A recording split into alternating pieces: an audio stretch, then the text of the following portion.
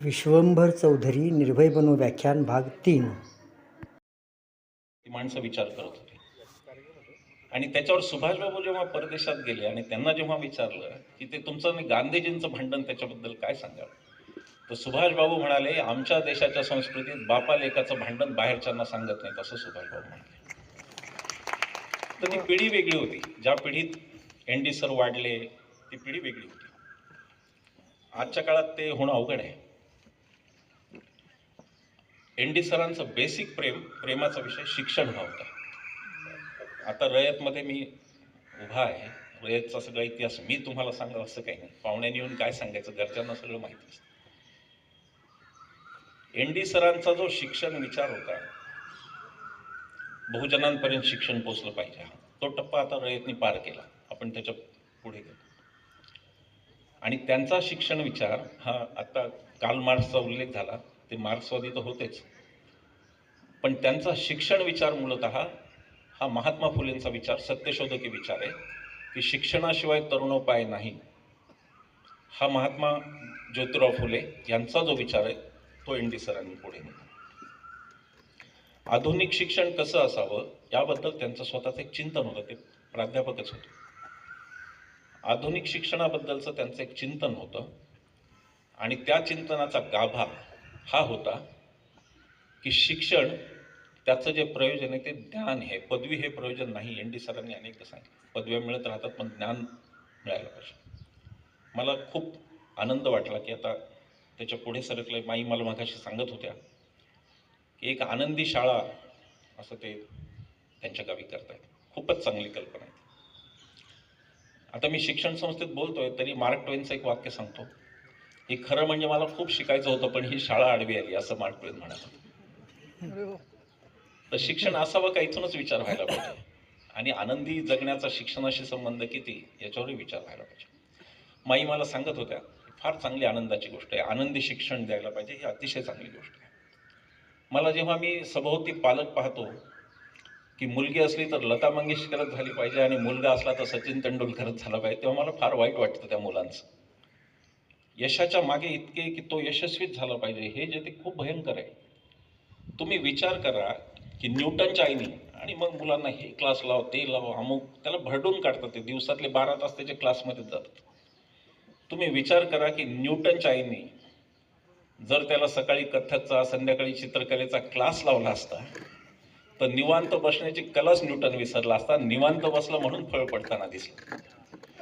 तोपर्यंत सफरचंद पडलेलं अनेकांनी पाहिलं होतं, खूप लोकांनी पाहिलं होतं, पण हे खाली का पडलं असा प्रश्न न्यूटनला का पडला, त्याचं कारण तो निवांत होता. आणि आजची जी शिक्षण व्यवस्था आहे ती पेस देते, वेग देते, पण ती बुद्धीला स्पेस देत नाही. ही खरी अडचणीची गोष्ट आहे की ती बुद्धीला अवकाशच देत नाही की काहीतरी ते स्टिरियोटाईप ठरलेलं हे झालं की हे झालं की हे. आणि परीक्षा पद्धती सुद्धा घोका आणि ओका अशीच ती परीक्षा पद्धती. तर त्याच्या पुढे जाऊन माई त्यात विचार करतात आणि ते चिंतन जे एन.डी. सरांचं होतं तेच माईंनी पुढे नेलं. ही गोष्ट मला फार आनंदाची वाटली. आणि शेवटी शिक्षणाचं प्रयोजन काय हा मुद्दा आहेच. अतिशय शिकलेले लोक जेव्हा वेड्यासारखे वागतात तेव्हा तर शिक्षणाचं प्रयोजन राहिलंच नाही काय असंही वाटतं. मी एका ठिकाणी व्याख्यानाला गेलो होतो आणि सवयीप्रमाणे नेहरूंबद्दल 4 चांगले शब्द मी बोललो. त्याच्यावर एक जण तावातावाने उभे राहिले आणि तो अहो तुम्ही काय सांगता, हे असं असं काय केलं नेहरूंनी वगैरे. म्हणलं साहेब आपण कुठे शिकलात? ते म्हणाले मी IITचा विद्यार्थी. म्हटलं मग ती IIT नेहरूंनीच काढली, IIT नेहरूंचीच आहे. तर शिक्षणाचं प्रयोजन हे माणसांना ज्ञान देणं, प्रगल्भ करणं हे आहे का माणसांना अजेंडा देणं कोणता तरी, हा मुद्दा महत्त्वाचा आहे. आणि शिक्षणाचं जर प्रयोजन ज्ञान हे असेल तर मग आज जी व्हॉट्सअप युनिव्हर्सिटी उभी राहिली ती आपल्याकडे उभी राहिली नसती. मला माहीत नाही इतर देशांमध्ये व्हॉट्सअप युनिव्हर्सिटी काय, पण ते आपल्याकडे आहे. तिचा वापर फार वेगळ्याच कारणांसाठी होतो. तिचा वापर मुख्यतः बदनामीसाठी होतो. बाबासाहेबांच्या जयंतीच्या 2 दिवस आधी तुम्हाला बिलकुल व्हॉट्सअपवर येणार की त्यांनी एकट्यांनी काय केलं, 396 लोक ते येणार हे. मग ते आपल्याला समजून सांगायला लागतं की रे बाबांनो 7 लोक घटना समितीत होते, त्यातले 6 कधी कसे चालले नाही हे समजावून सांगावं लागतं. आणि ते समजून सांगून उपयोग नसतो, कारण अजेंडा ठरलेला आहे काय. सगळ्याच गोष्टी, नेहरूंची बदनामी सगळ्यांची, राष्ट्रपुरुषांची होईल तितकी बदनामी हा व्हॉट्सअप युनिव्हर्सिटीचा अजेंडा आहे आजचा. तो ड्रिव्हन बाय होम आहे, त्याच्याबद्दल पुढे बोलू. पण तो अजेंडा आहे आणि त्याच्यासाठी फार मोठ्या संख्येने लोक एम्प्लॉय केलेले आहेत, लोकांना पगार मिळतो ते करण्याचा. ही यातली वाईट गोष्ट आहे. अनेक अनेक गोष्टी पुन्हा त्याच्यावरती बोलू. पण अगदी सरदार पटेल नेहरू भांडण कसं होतं अमुक, आणि त्याचं कारण लोक वाचत नाही. शिकलेले लोक आजकाल वाचत नाहीत, ते व्हॉट्सअप वाचतात आणि फेसबुक वाचतात. आमचे घोटगाळ साहेब आहेत तिथे, ते सक्रिय असतात फेसबुकवर. सतत सगळे लढतो आम्ही ह्या प्रवृत्तींच्या बद्दल विरोधात. पण ते प्रयोजन काय हे आता पंडित नेहरू आणि पटेल यांच्यात किती भांडणं होती हा वाद खूप रंगून सांगितला जातो. काकासाहेब गाडगीळ पुण्याचे खासदार होते, मंत्री होते. त्यांनी पुस्तक लिहिले पथिक नावाचं, जुने काँग्रेसमन होते. त्या पुस्तकात त्यांनी लिहिले की पटेलांनी जाण्याच्या काही दिवस आधी मला बोलवलं आणि मला सांगितलं की तुझ्याकडून मला 2 वचनं पाहिजे आहेत. पहिलं वचन हे की मी ज्या दिवशी जाईन त्या दिवशी तू जवाहरला दिवसभर सोडणार नाहीस, त्याचं कारण माझ्या जाण्याचा धक्का जवाहरला सहन होणार नाही. आणि दुसरं हे की तू आयुष्यभर राजकारणात जवाहरची साथ सोडणार नाहीस. आता जो माणूस दावेदार असतो, प्रतिस्पर्धी असतो, तो दुसऱ्याबद्दल राहायला सांगतो का? एवढ्या तार्किक जर विचार केला, अनेक कोडी उलगडतील आपल्याला. अनेक गोष्टी सुभाष बाबूंबद्दल, बाबासाहेबांना अनेक गोष्टी, बाबासाहेब आणि गांधीजींचं कसं वैर होतं वगैरे सगळं खूप रंगून सांगितलं जातं. एक बाबासाहेब गांधीजींचे जे सेक्रेटरी होते, बाबासाहेबांचे सेक्रेटरी होते, तुला मी जरा कन्फ्यूज होते, माहीत नाही. त्यांनी ते पुस्तक लिहिलं, पॅरेलल, गांधीजींचे सेक्रेटरीज, त्यांचंच पुस्तक होतं. आणि त्यांनी असा किस्सा लिहिला की आपल्याला माहिती की गांधीजींनी एक वेळ असं, परिवर्तन म्हणजे गांधीजी बरं का, गांधीजी म्हणजे दुसरं काही नाही, सतत स्वतःमध्ये बदल म्हणजे गांधीजी.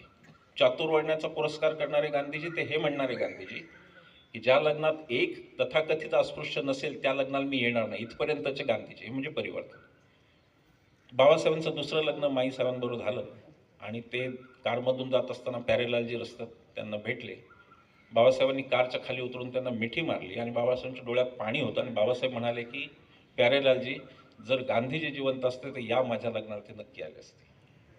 इतकं ज्याचं मनस्वी नातं असतं, इतकं जे फार पुढचं अत्यंत सेंद्रिय नातं असतं, त्यांची भांडणं दाखवणं हा आजचा एक स्थायी कार्यक्रम आहे. त्याच्याबद्दल आपण फार काही बोलून उपयोग नाही, कारण की उत्तर किती देत बसणार हाही मुद्दा असतो.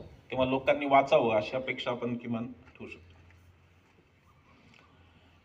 एन डी सरांच्या शाश्वत विकासाची दृष्टी थोडीशी निर्भय बनवशी जोडून मी काही दुसरे विषय पण बोलणार.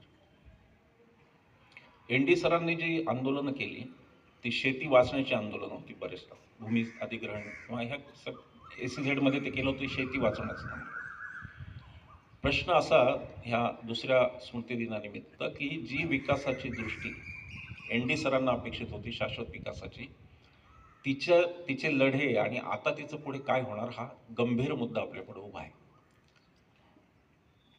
अनेक त्रुटी विकासात आपल्या राहिल्या, ही गोष्ट खरी आहे. अनेक त्रुटी राहिल्या, जसे की परळीला वीज बनते पण ती पुण्या मुंबईत येते, कारण की पुण्या मुंबईच्या लोकांकडे ती खरेदी करण्याचा पैसा आहे आणि प्रदूषण सगळं परळी सहन करते, हा मुद्दा आहे.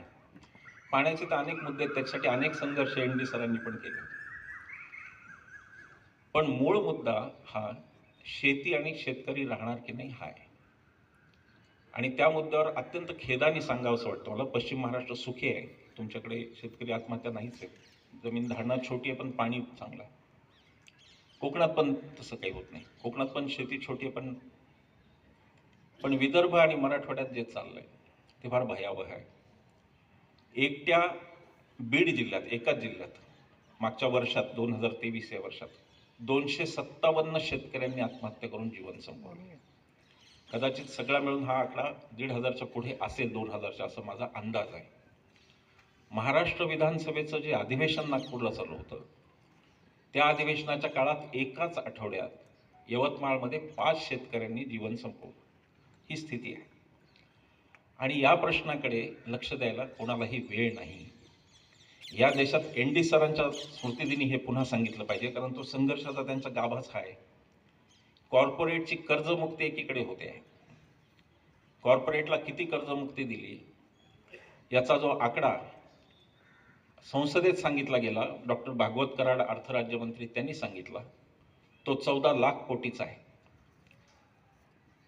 RTI मध्ये एक जण गुजरातचा एक कार्यकर्ता, RTI मध्ये त्यांनी रिझर्व्ह बँकेला विचारलं की हा आकडा किती आहे, तो आकडा रिझर्व्ह बँकेने 25 लाख कोटीचा सांगितला. आता संसदेत खोटं बोललं जात आहे का रिझर्व्ह बँक खोटं बोलते मला माहित नाही, पण हे दोन आकडे तिकडून आलेले आहेत. त्याच भागवत कराडांनी संसदेत असं सांगितलं की शेतकऱ्याला मात्र 5 वर्षात